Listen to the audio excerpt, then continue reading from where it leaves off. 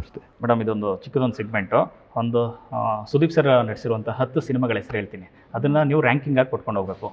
1, 2 ಆ ಥರ ಹೆಸರು ಹೇಳ್ತೀನಿ. ಸೊ ಮೊದಲಿಗೆ ಮಾಣಿಕ್ಯ. ಈಗ ಎಲ್ಲ 10 ಹೇಳಿದ್ರೆ ನಾನು ಅದು ರ್ಯಾಂಕ್ ಮಾಡ್ಬೋದು. ಔಟ್ ಆಫ್ 10 ಹೇಳ್ಬೇಕಾ?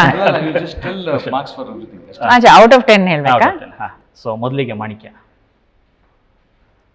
ಈಗ 2-3 ಒಂದೇ ಸ್ಥಾನ ಕೊಡ್ಬೋದಲ್ವಾ? ಇಲ್ಲ. ಇಲ್ವಾ? ಅಯ್ಯೋ, ಬಹಳ ಕಷ್ಟದಲ್ಲಿ ಸಿಕ್ಸಾಗ್ತಿದೆ. ಮಾಣಿಕ್ಯ ಟಾಪ್ 4. ನಲ್ಲ 8. Okay. Vaali 3. Okay. Max 5. Okay. My autograph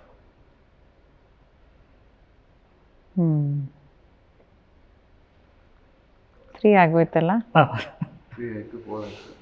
okay, 2. Okay. Vishnuvardhana 1. Always 1. Veeramadakari 7. Kempegowda. ಅಯ್ಯೋ, ನಂಗೆ ತುಂಬಾ ಇಷ್ಟ ಕೆಂಪೇಗೌಡ. ನಲ್ಲ 10. Okay, Nalla last please. 8 ಅಲ್ಲಿ ಕೆಂಪೇಗೌಡ. ಕೋಟಿಗೊಬ್ಬ. ಇದು ಎಷ್ಟೊಂದು ಇದೆ? ಲಾಸ್ಟ್ ಒಂದಿದೆ. ಕೋಟಿಗೊಬ್ಬ ಆಫ್ಟರ್ ಕೆಂಪೇಗೌಡ. ಹುಚ್ಚ. ಅಯ್ಯೋ, 1.5.